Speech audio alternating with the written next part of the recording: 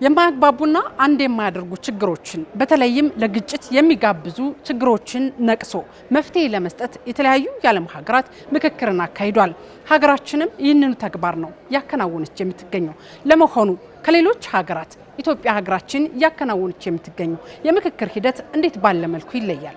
እንጠይቃለን። የሌሎች ሀገራት የምክክር ተሞክሮዎች ለምሳሌ የዩክሬን የግብጽ የሌሎች ሀገራት ተሞክሮዎች አሉ። ግን ከነኛ ሀገራት የምክክር ሂደቶች የኢትዮጵያ ሻል የሚያደርገው 10 አለ 50 አለ 250 አለ አሁን ወደ 500 ደርሰናልና በዚህ ላይ የሚታዩ ውጤቶች አይ ቲንክ ሶ የተሻለ ያደርጋል የሚል ሙሉ እምነት አለኝ።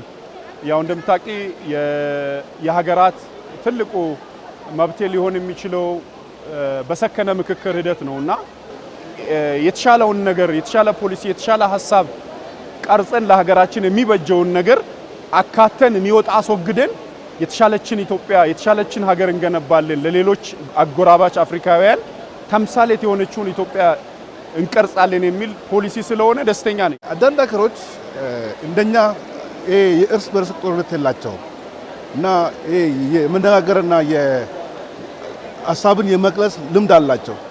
እኛ ግን ይሄ የለም አልነበረም። አንዳንድ በኩርፊያ ወይስ አንዳንድ ነገር ካልተሳካለ ካልሆነልን ጫካ ነው የምንገባው። አማራጭ እንደ አማራጭ ወይስ ከመንግስት ጋር መዋጋት እንደ አማራጭ። አሁን ሌሎች ሀገራት ስታዩ በሀገር የሆነ ጉዳይ ላይ አንድ ላይ ይሰባሰቡና ይነጋገራሉ፣ ግን በፖለቲካ ላስማሙ ይችላሉ። ስለዚህ ይሄ በጣም ልዩነት አለው። ይሄ ደግሞ ለኛ እንደዚህ ስናደርግ አሁን ከተለያየ ተቋማት ከተለያየ ፖለቲካ ሀሳባቸው ልዩ የሆነ እንደዚህ አንድ ላይ ስንመጣ ይሄ ለኛ ትልቅ ትርጉም አለው። ይሄ ነው ልዩነቱ። እንደዚህ በሰፊው በኢትዮጵያ የተካሄደው አይነት በየቦታው ሄደው በየአገሩ ሄደው ህዝቡን አማክረው ያለን ብሶት ሁሉን ሰብስበው ባደረጉት ሁኔታ እኔ በበኩሌ እንደዚህ አይነት ተመልሶም አይመጣም እንደዛ አይነት አይቼም አላውቅም።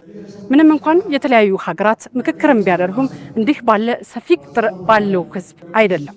ሆኖም ደግሞ የሀገራችንን የምክክር ሂደት ስንመለከት ብዝሃ ማንነትን በተላበሰ መልኩ የሚካሄድ መሆኑን ምክክሩን ልዩ ያደርገዋል። እውነት ለመናገር መከባበሮች አሉ። አንዱ የአንዱን ሀሳብ ማዳመጥ አለ። ትራንስፓሪ አለ። ለምሳሌ ይሄኛው ባጅ የያዛቸው ቁጥሮች አሉ። ይሄ ባጅ በያዛቸው ቁጥሮች በሴሌክትድ ተደርገው ማንተዋወቅ ሰዎች ነን ማች የምናደርገው። ስለዚህ እያንዳንዳችን የማንተዋወቅ በሐሳብ እንተዋወቃለን። እኔም ማነሳው ሐሳብ አለ፣ ምሁሩ ማነሳ፣ ፕሮፌሰሩ የሚያነሳ፣ አርብቶ አደሩ የሚያነሳ፣ አካል ጉዳተኛ የሚያነሳ ሐሳብ አለ። ሁሉም ሐሳብ አይጣልም። ሁሉም ሐሳብ ኮሌክቲቭ ሆኖ ተደምሮ ኢትዮጵያ የምትባል ሀገር የመቻቻልን የመደማመጥን የመተሳሰብን እሳቤ አንገባ ጥሩ ሐሳቦች እየተንሸራሸሩ ነው። ይሄ 4000 ሰው መጥቶ ሐሳቡን ገልጾ ብሶቱን ገልጾ በአንድ ቦታ ተቀምጠን የማንንም ሐሳብ ሳይጣል ሁሉም ያመጣውን ሐሳብ በክብር የሐሳብ ትልቅና ትንሽ የለውም ተብሎ በክብር እየተስተናገደ ስለሆነ አሁን የምናየው በእውነት እኔ በበኩሌ የተለያየ ቋንቋ ያለው የተለያየ ብሔር የተለያየ እምነት ያለው ሰው ሁሉ ተቀምጦ በአንዴ የማያዋጣ ነው። በጠመንጃም ሆነ በጉልበት አይሆንም።